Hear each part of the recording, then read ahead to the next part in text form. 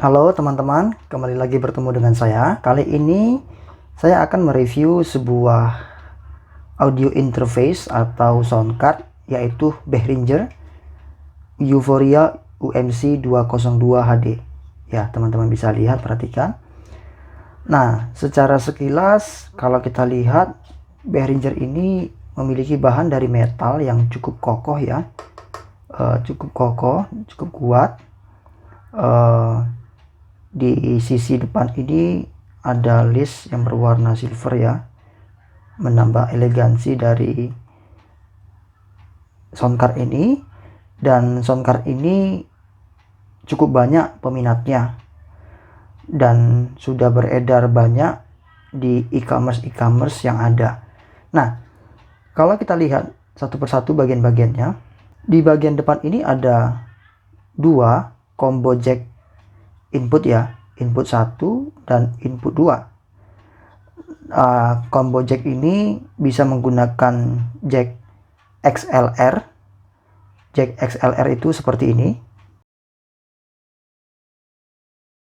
atau jack TRS. Jack TRS itu seperti ini. Di bagian bawah kiri ini ada tulisan 192 kHz.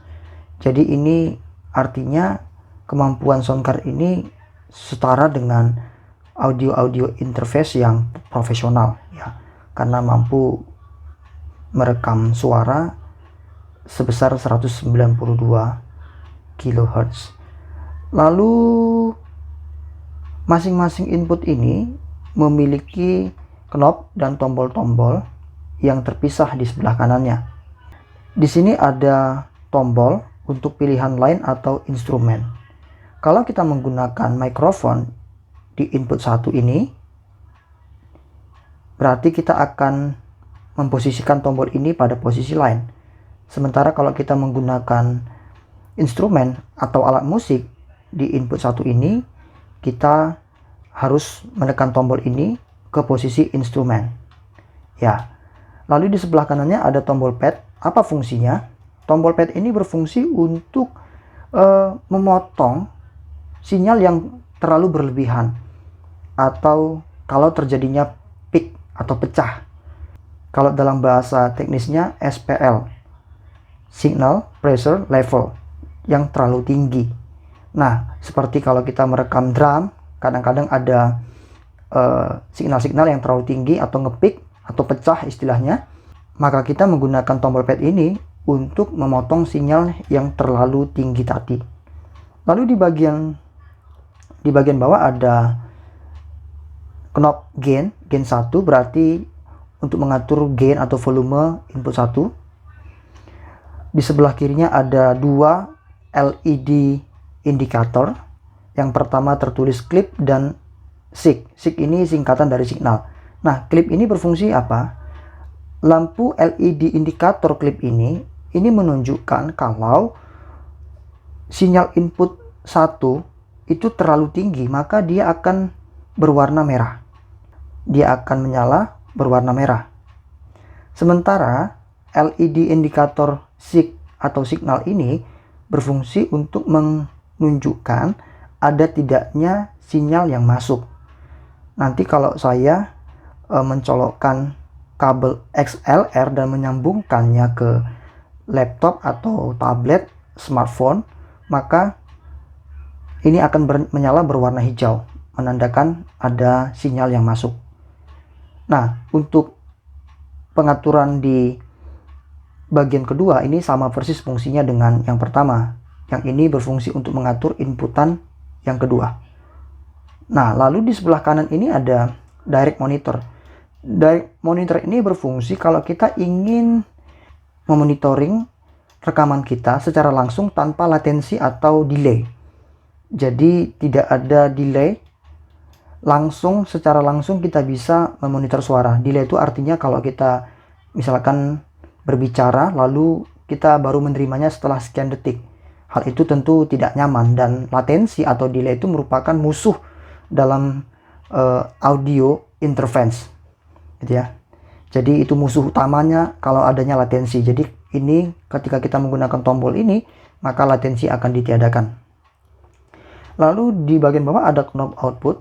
Knob output ini berfungsi untuk mengatur besarnya volume suara output. Nanti di bagian belakang akan saya tunjukkan ada dua lubang jack untuk output. Nah, di sebelah knob output ini ada LED indikator untuk power dan LED indikator yang bertuliskan 48 volt. Nah, LED indikator power ini berfungsi untuk menunjukkan apakah sound card ini dalam posisi menyala atau tidak. Jadi kalau nanti saya sambungkan pakai USB ke komputer saya atau laptop, maka nanti akan menyala lampu indikator power ini. Lalu ada tulisan 48 volt. Ini lampu indikator untuk menunjukkan aktif tidaknya phantom power. Di belakang nanti ada saklar phantom power. Nanti akan saya jelaskan. Lalu di bagian bawah ini ada jack input, ya, jack input TRS, atau orang Indonesia sering bilang jack toa gitu ya. Nah, ini untuk headphone kalau teman-teman ingin mendengarkan suara yang ada di input 1 dan 2. Dan di atas ini ada knob untuk mengatur volumenya, volume headphone yang kita gunakan. Oke, langsung saja kita ke bagian belakang. Nah, di bagian belakang di sebelah kiri atas itu ada tulisan Euphoria UMC 202 HD. Di bagian bawah ini ada port USB untuk power. Seperti ini. Nanti bagian ini kita colokkan ke sini. Seperti ini. Oke, saya lepas dulu. Lalu yang USB ini kita sambungkan ke laptop, PC, tablet atau smartphone kita. Berarti sound card ini mendukung juga kalau kita ingin melakukan perekaman home recording menggunakan smartphone atau handphone kita ya. Lalu di bagian tengah ini ada saklar 48 volt. Ini fungsinya apa? Ini untuk mengaktifkan atau menonaktifkan phantom power. Apa yang dimaksud dengan phantom power? Phantom power itu merupakan arus atau daya bayangan. Phantom itu artinya bayangan. Jadi kalau kita menggunakan mic condenser, maka kita perlu menyalakan phantom power. Mengapa? Karena di dalam mic condenser itu ada serangkaian listrik yang akan berfungsi kalau dinyalakan, diberikan arus bayangan. Arus bayangan sebesar 48 volt. Ada juga yang memerlukan arus bayangan sebesar 12 volt atau 18 volt. Ya, tergantung. Tapi sound card ini memberikan phantom power atau arus atau daya bayangan sebesar 48 volt. Maka kita perlu mengubah saklar ini ke posisi on kalau kita menggunakan mic condenser. Ya. Lalu di sebelah kanan itu ada jack output 2 R right dan 1 left kiri. Nah, ini masing-masing merupakan output dari input yang ada di depan ini. Jadi input 1 akan dikeluarkan melalui output 1, sementara input 2 akan dikeluarkan melalui output 2. Jadi memiliki dua output yang terpisah. Untuk harga yang tidak terlalu mahal, sekitar 1,5 jutaan, saya melihat sound card ini menjadi pilihan yang bijak untuk teman-teman yang ingin melakukan home recording ya dengan dua input. Kalau teman-teman memerlukan input yang lebih dari 2, Behringer juga memiliki beberapa produk yang mendukung lebih dari 2 inputan.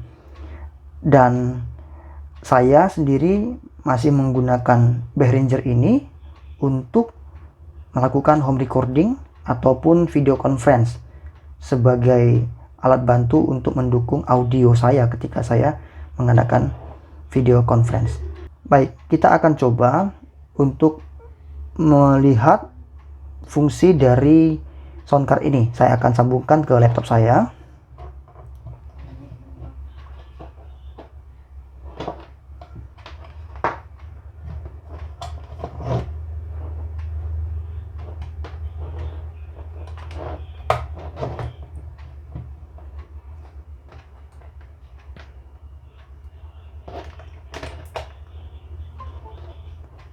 Nah, setelah saya sambungkan ke laptop saya, maka tombol power yang berwarna orange ini menyala, artinya sound card ini sudah dalam keadaan aktif dan siap digunakan.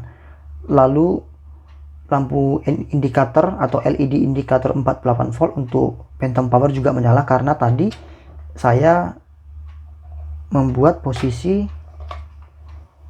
phantom powernya dalam keadaan on. Kalau saya off kan, maka LED indicator untuk phantom powernya juga sudah mati.